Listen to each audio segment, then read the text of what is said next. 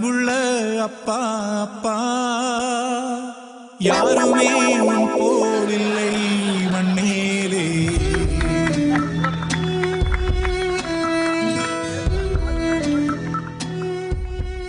ரொம்ப சந்தோஷம். எங்க வீட்டு வாசல் முன்னாடி நீங்களாம் வந்து உட்கார்ற நிலைமைக்கு நீங்க விஜய் டிவி உங்களை கொண்டு வந்துருச்சு. இருந்தாலும் பரவாயில்ல. தம்பி மகேஷ்லாம் எனக்கு ரொம்ப பிடிக்கும். ஏன்னா வந்து போன ஜென்மத்துல வந்து யாரோ நல்லா பண்ணும்போது சிரிக்காம உட்காந்துருக்கான். அதான் இந்த ஜென்மத்துல அனுபவிக்கிறான். ஐயா இவரை பத்தி ஏதாவது சொல்லிடுங்க ஐயா. மலிவு விலை மதுரை முத்து, ஆவரேஜ் ஆதவன், அப்புறம் ஹிட்லர் காரத்து ஈரோடு மகேஷ், இதெல்லாம் வேணாங்கய்யா. வேணானே சொல்லிட்டியாடா எல்லாத்தையும். ஓகே, அவங்க 3 பேருக்கு அருமையா யோசிச்சிருக்கு. அப்பா அப்பா எக்ஸாம் ஓவர், நான் விளையாட போறேன். எக்ஸாம் முடிஞ்ச ஈவினிங்கே விளையாட போயிடணுமா? அடுத்து என்ன பண்ணணும்? அடுத்து கரியர்ல மூவ் பண்ணி போனோம், அதெல்லாம் தெரியலையா? அப்பா அப்பாவோட எய்ம் என்னன்னு தெரியும்ல? படிப்பு வருதோ இல்லையோ விஜய் டிவில ஒரு பெரிய ஸ்டார் ஆகணும். அதுதான் அப்பாவுடைய எய்ம். புரியுதா இல்லையா? எனக்குன்னு ஒரு எய்ம் இருக்குல்ல. நான் படிச்சுட்டு என்ன ஆகணும் நான் முடிவு பண்ண கூடாதா? நான் எனக்கு ஒரு எய்ம் இருக்குப்பா. அது என்ன வருது அப்புறம்? என்ன எய்ம் உனக்கு? நான் வந்து ஒரு பொலிட்டீஷியன், அரசியல்வாதி ஆகும். அதுக்கு தான் சொல்றேன் விஜய் டிவி ஸ்டார் ஆகுன்னு சொல்றேன். இங்க இருக்கிறவங்களாம் எவ்வளவு பெரிய போராளிங்க தெரியுமா? அதுவும் தங்கதுரெல்லாம் பண்ணாத அரசியலா எவ்வளவு பண்ணுவார் தெரியுமா? நான் போராளி, ஒரு பெருசாலி. ஓகே, இப்படியே பேசி சமாளி ஒரு 10 வருஷத்துக்கு. ஓகே, பண்ணிட்டு போட்டோம். அது இதை விட சிறந்த நகைச்சுவையாக தோன்றுகிறது ஐயா. அப்பா உனக்கு புரிய மாட்டேங்குது. இப்ப அரசியல்வாதிகள் எல்லாம் கெத்து, அவங்கள பார்த்தாலே ஒரு பயம், ஒரு பவர். இப்ப ஒரு சிம்பிளா சொல்றேன். இப்ப ஒரு அரசியல்வாதி போனாங்கன்னா அவங்கள்ட்ட வந்து ஒரு அவங்க இடமே கூட்டிடும் போட்டோ எடுத்துப்பாங்க அவங்கள பார்த்தாலே. டேய் தங்கதுரெல்லாம் இப்ப வெளியே போனா கூட எத்தனை பேர் போட்டோ எடுப்பாங்க தெரியுமா? அவங்க போட்டோ எடுப்பாங்க, அந்த கேப்ல அந்த அவங்க போன் எடுப்பாரு. அது தெரியுமா உனக்கு?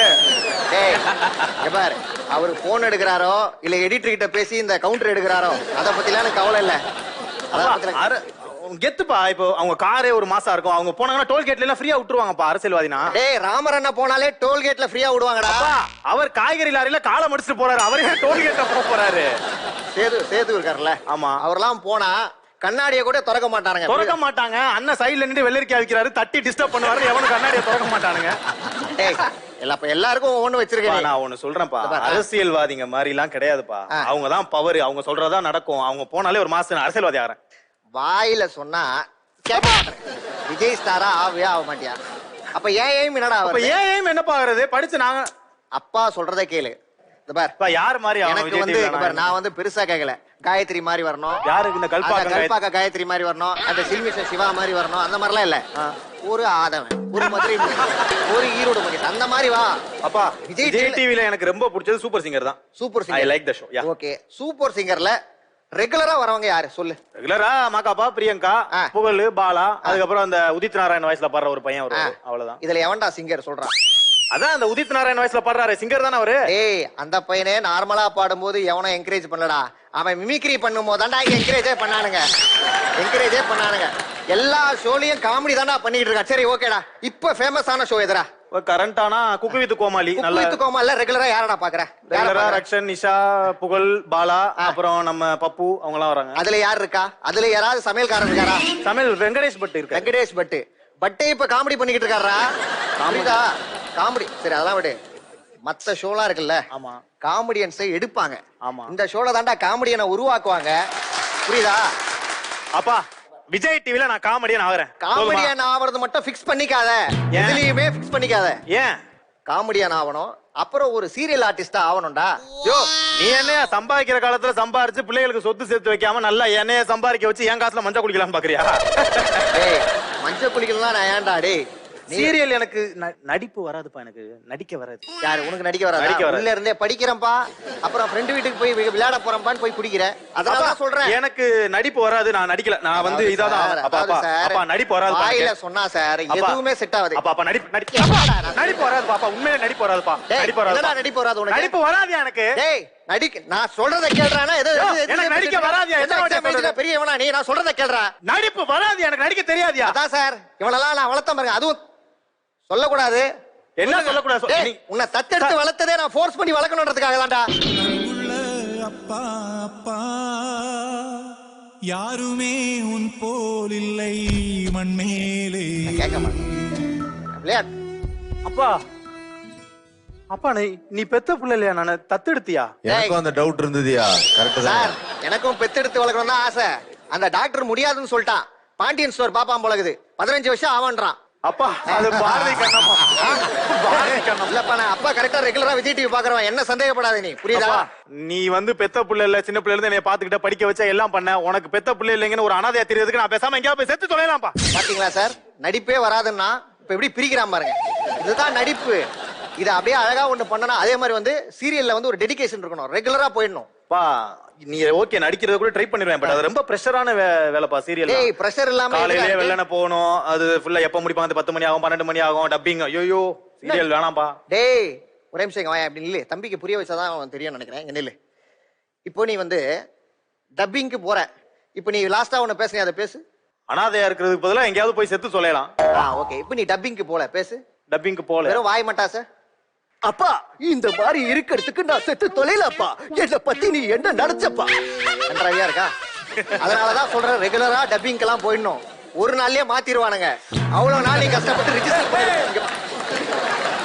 அதனாலதான் சொல்றேன், ஷூட்டிங்க்கெல்லாம் ரெகுலரா போயிடணும். அப்பா, ஓகே, சீரியல் கமிட் ஆயிட்டா பக்காவா இருக்கணும். சரிப்பா சரிப்பா, நான் கண்டிப்பா சீரியல் கண்டிப்பா போய் பண்ணிருக்கேன். சீரியல் நான் போய் சேர்ந்துறேன்ப்பா விஜய் டிவில. ஓகே, ஃபர்ஸ்ட் போன உடனே ஒரு காமெடியன் ஆனியா, அடுத்தது சீரியல் ஆர்டிஸ்ட் ஆனியா, அடுத்து நீ வாங்க வேண்டியது டெலி அவார்ட்ஸ்.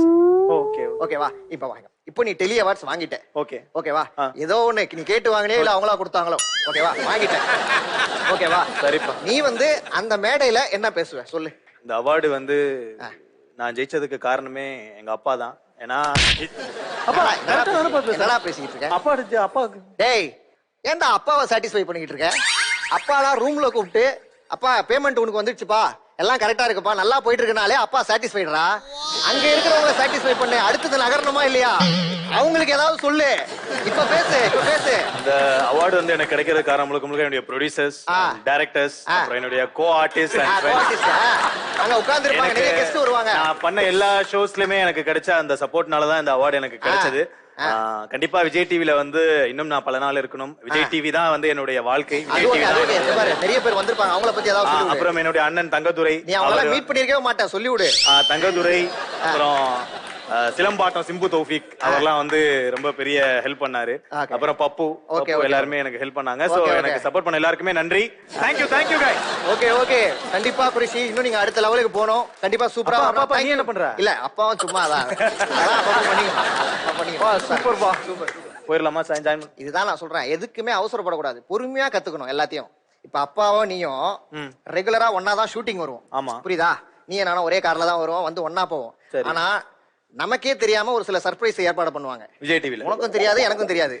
இப்போ வந்து அதுக்கு வந்து நம்ம 2 பேர் மட்டும் பார்த்தா, பக்கத்து வீட்டுல இருப்பானுங்களா அந்த பசங்க. அப்பா அந்த இவரு கணேசனை கூப்பிடவா? வேணா தம்பி தண்ணி கேனியே கீழே போடுறான். வேணா உட்கார். அப்பா அசார். ஓகே அசார் வாங்க.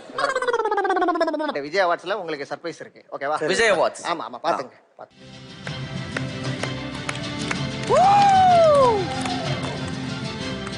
ஓர் புகழ், ஓர் பெயர், ஓர் மகுடம், குறைஷி.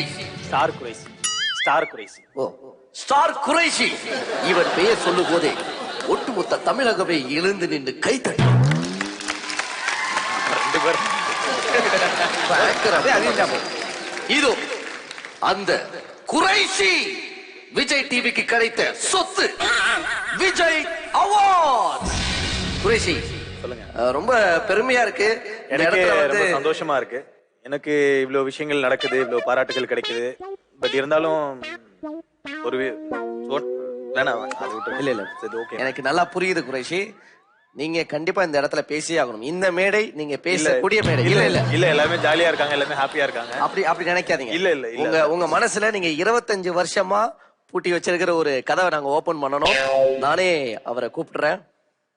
25 வருஷமா தன்னுடைய அப்பாவை பிரிஞ்சு இந்த நிமிஷம் வரைக்கும் போராடிக்கிட்டு இருக்க ஒரு போராளி யாரு? குறைஷி. அந்த குறைஷிக்கு நம்ம சர்ப்ரைஸ் கொடுக்கலாம், நல்லா இருக்காது? கொடுக்கலாம். வாங்க குறைஷி ஃபாதர். அப்பா அப்பா யாருமே உன் போல் இல்லை மண்ணேலே.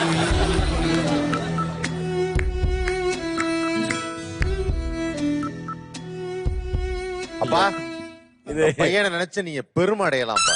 இந்த சமயத்துல ப்ளீஸ் நீங்க தலை குனிஞ்சு நிக்க கூடாது, நீங்க தலை நிமிர்ந்து நிக்கணும். இல்லப்பா காலை மறிச்சுங்கிற, கொஞ்சம் தள்ளி. அவன் வந்து அவன் விருப்பப்படி அவன் வரணும்னு அவன் ஏதோ ட்ரை பண்ணான். அவனை எனக்கு பிடிக்காது சார். எனக்கு இதெல்லாம்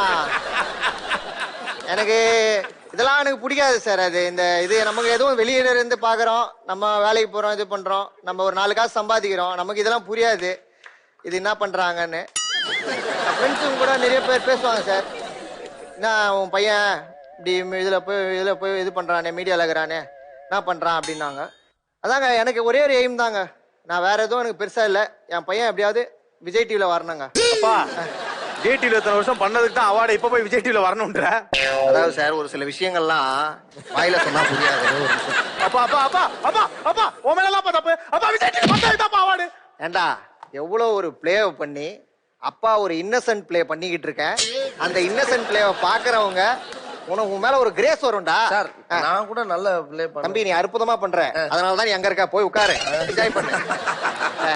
சரி நான் போயிடுறேன்ப்பா, விஜய் டிவி உன் ஆசையை நிறைவேற்றுறேன், விட்டுரு தயவு செஞ்சு. எல்லாமே நான் கத்துக்கிட்டேன், ஓகேல.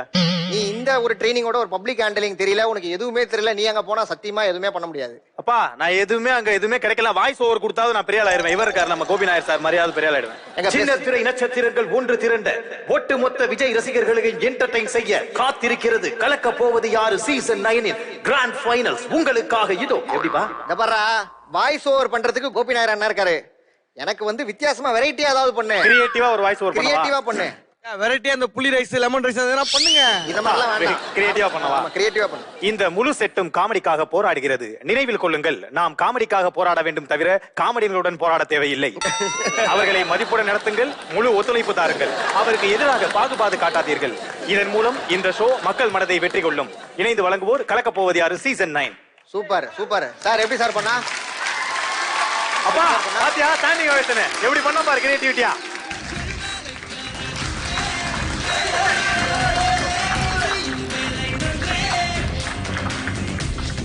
அப்பா இப்ப போதும்ல, நான் எல்லாம் கத்துக்கிட்டேன்ல. உன் ஆசைப்படி இன்னும் ஒரு 6 மாசத்துல விஜய் டிவி ஸ்டார் ஆகி காட்டுறேன்ப்பா. அப்பா உயிரே போனாலும் நீ விஜய் டிவில பெரிய ஸ்டார் ஆவற. போட போட.